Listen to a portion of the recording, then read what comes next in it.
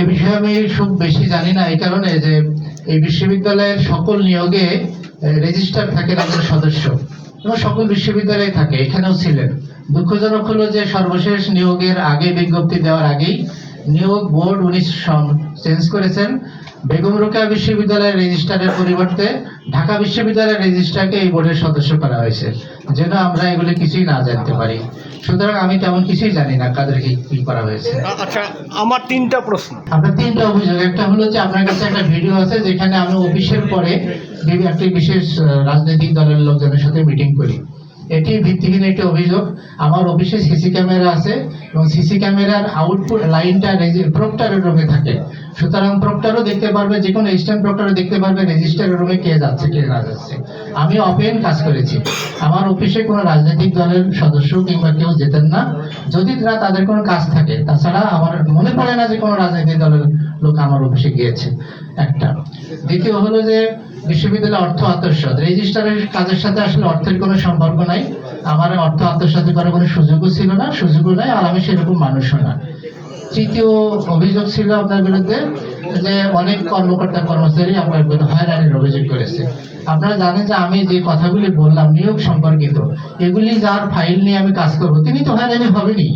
আমি সাধারণ একজন কর্মকর্তা কর্মচারী বলুক, ফ্রেশ একজন বলুক যে আমার কি হয়রানি করেছে, সুতরাং হয়রানি কেন করবো? আমি তো হয়রানি করার জন্য এখানে আসিনি, যেটা আমি এতক্ষণ ধরে বললাম। ধন্যবাদ। আমি আগেও বলেছি আমার নিয়োগটা হয়েছিল একটি নিয়োগ কমিটির বাছাই বোর্ডের মাধ্যমে। বাছাই বোর্ডে একজন সচিব ছিলেন, একজন মঞ্জুরি কমিশনের সদস্য ছিলেন এবং বিশ্ববিদ্যালয়ের ভাইস চ্যান্সেলর ছিলেন। তারাই বলতে পারবেন যে তারা সঠিক ব্যক্তিকে চয়েস করেছেন কিনা। তারা নিশ্চয়ই তারা একাধিক মিটিং করেছেন, সেই মিটিং এর রেজলিউশন আমি দেখেছি, তারা বাছাই করেছেন। এবং আপনারা জানেন যে এরকম চুক্তিভিত্তিক নিয়োগ এই পদ্ধতিতেই হয়, সুতরাং তার জবাব তারা দিতে পারবেন। আপনাদের জন্য আরেকটু ইনফরমেশন বলি, আমার নিয়োগ যদি সঠিক নাই হতো, উপাচার্য মহোদয় আমার কিছুদিন আগে উনি 11 দিনের জন্য জার্মানিতে গিয়েছিলেন। শিক্ষা মন্ত্রণালয় থেকে চিঠি দেওয়ার মাধ্যমে রেজিস্ট্রার এই ডক্টর হারুনুর রশিদকে ভাইস চ্যান্সেলরের চার্জে রেখেছিলেন। আমি কিন্তু গণমাধ্যমের সামনে সেগুলো বলিনি বা আসিনি, আমি হয়তো প্রকাশ্যে আসতে চাই না। আমার নিয়োগ যথাযথ প্রক্রিয়ার মাধ্যমে হয়েছিল। পত্রিকায় বিজ্ঞাপন দেওয়া হয়নি, কোনো চুক্তিভিত্তিক নিয়োগেরই বিজ্ঞাপন পত্রিকায় দেওয়া হয় না। আপনার রেজিস্ট্রার অফিসে গিয়ে অন্যান্য রেজিস্ট্রারদের দেখবেন, সবাই চুক্তিভিত্তিক এসেছেন চলে গিয়েছেন, কারোই পত্রিকায় বিজ্ঞাপন দেওয়া হয়নি। তত্ত্বাবধায়ক সরকারের যারা উপদেষ্টা হয়েছেন, তত্ত্বাবধায়ক সরকার যাদেরকে সচিব হিসাবে বিভিন্ন মন্ত্রণালয়ের দায়িত্ব দিয়েছেন, আপনারা জিজ্ঞেস করেছেন যে তাদেরকে কখনো বিজ্ঞাপন দেওয়া হয়েছিল কিনা? তারা তো রিটায়ার্ড ব্যক্তি, তাদেরকে দায়িত্ব দেওয়া হয়েছে, তারা কিন্তু এখন আস্তে আস্তে চলে যাচ্ছেন। শুধুমাত্র হারুনুর রশিদের ক্ষেত্রে কেন আপনার বিজ্ঞাপনের কথা আসছে? কর্মকর্তা কর্মচারী এবং এই রংপুরের সাংবাদিক সহ রংপুরের সুধীজনকে আমি আহ্বান জানাবো, বেগম রোকেয়া বিশ্ববিদ্যালয়ে গত 17 বছর ধরে ধুচ্ছে। আপনারা এগিয়ে আসেন, এই বিশ্ববিদ্যালয়টাকে যথাযথ জায়গায় নিয়ে আসার জন্য যা করেন আমরা সবাই মনে করি। প্রশ্নের জবাব দিতে ভুলে যাই, কোনোটা ছুটে যায় তখন বলবেন। প্রথমত হলো যে আমি রেজিস্ট্রার হিসাবে এই বিশ্ববিদ্যালয়ে যখন দায়িত্ব পালন করি, বা আমি এখনো কোনো রাজনৈতিক দলের আমি সম্পৃক্ত কোনো সদস্য কিংবা নেতা কর্মী নই। আমার পাশে রাজনৈতিক দলের একজন পরিচিত মানুষ আছেন কিনা? যিনি আছেন আনোয়ারুল ইসলাম কাজল, উনি আমার বিশ্ববিদ্যালয়ের একজন ভাই এবং আমার পরিচিত, সেই হিসাবে উনি আছেন। ওনার বাসাও এই রংপুর শহরে, উনি আমার ছাত্র জীবন থেকে পরিচিত।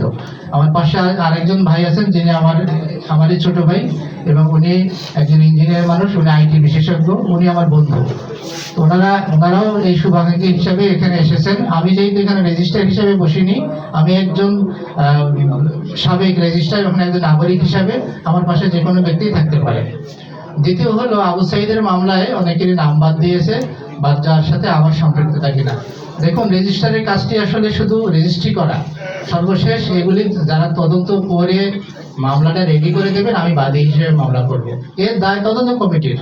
আমরা এই যে কাজটা করেছি তার আগে একটা 3 সদস্য বিশিষ্ট কমিটি করে দিয়েছিলাম, সেখানে 3 প্রক্টর সহ তারাই মূলত তালিকাটা করেছেন। সুতরাং কারো নাম বাদ করলে তারাই করেছেন এটি। আর তৃতীয় প্রশ্ন ছিল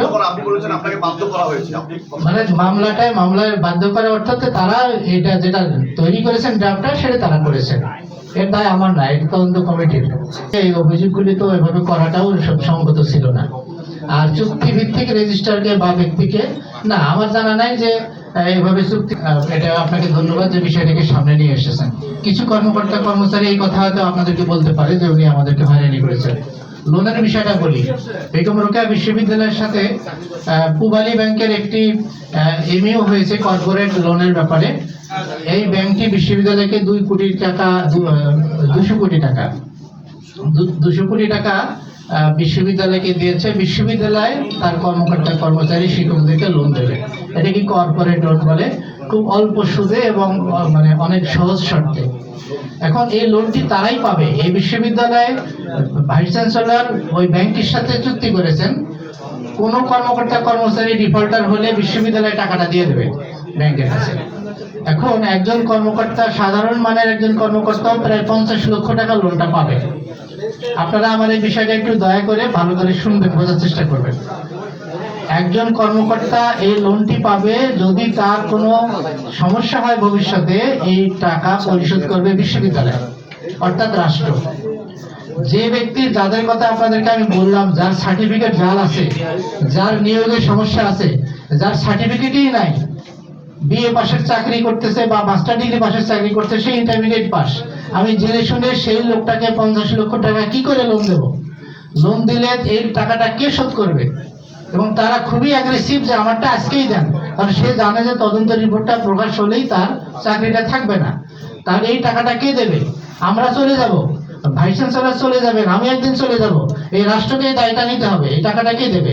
যার কারণে এই লোনগুলি আমাদের পক্ষে অগ্রগতি করা সম্ভব হয়নি। আর সবারই লোন আমরা দিয়ে দিয়েছি। একটা। দ্বিতীয় হলো যে আমি গাড়ি নিয়ে আমার মেয়েকে নিয়ে রাজশাহী বিশ্ববিদ্যালয়ে গিয়েছি। এই রেজিস্টারে গাড়ি নিয়ে, রেজিস্টারের যদি হতো যে আমি অন্য কোনো পারপাসে গিয়েছি, আমার মেয়েকে নিয়ে আমি গিয়েছি, এই গাড়িটা রেজিস্টারের ব্যবহারের জন্যই। রেজিস্টারের জন্য একজন ড্রাইভার আছেন, রেজিস্টারের তেলের বরাদ্দ আছে, 225-250 লিটার তেল মাসে ব্যবহার করতে পারে, সেটা আমি করছি। তবে আপনার জ্ঞাতার্থে বলি, আমি বিশ্ববিদ্যালয়ে গাড়ি নিয়ে ব্যক্তিগতভাবে কোথাও গেলে, যেমন রাজশাহীতে, আমি তখন তেলের টাকাটাও আপনাদের কাছ থেকে বা সরকারের কাছ থেকে নিইনি, আমি নিজের টাকায় চলেছি। নির্বাচনী সরকারি কর্মকর্তা নির্বাচনী ক্যাম্পিং করতে পারবে কি পারবে না সেগুলো বিষয়ে আমি নিজে অবগত, এবং সেগুলো সচেতনার সাথে আমি ফলো করেছি। সর্বশেষ যখন আমার ভাই বিজয়ী হয়েছেন, বিজয়ী ভাইকে কোলাকুলি করা তো আমার দায়িত্ব, আমি তো একেবারে অমানুষ না। তো আপনারা হয়তো সেই ভিডিওটা দেখেছেন। তো আমার ভাইয়ের সাথে আমি যদি কোলাকুলি করি, তার ভিডিও যদি নিয়ে আপনারা আমাকে রাজনৈতিক ট্যাগ দেন, এটা আমার জন্য দুঃখজনক হবে। যে শেখ আব্দুর রহিম সাহেব, যিনি ওই সময় শিক্ষা সচিব ছিলেন, তার মাধ্যমে আপনি উপাচার্য দেখেন, যখন ভাইস চ্যান্সেলর নিয়োগ হন, তখন তাদের ফাইল যখন যায় মন্ত্রণালয়ে, বিভিন্ন জায়গা থেকেই ফোন যোগাযোগ করা হয়ে থাকে। এরকম কোন একটা পর্ব হয়তো হয়েছেন, কিন্তু আমাদের বর্তমান উপাচার্য তান্ত্রিকতাতেই এসেছেন। আর আমার যদি কোনো পরামর্শ বা কোনো ফোন কোথাও দরকার হয়, আমি করতেই পারি, সেটা সমস্যা না।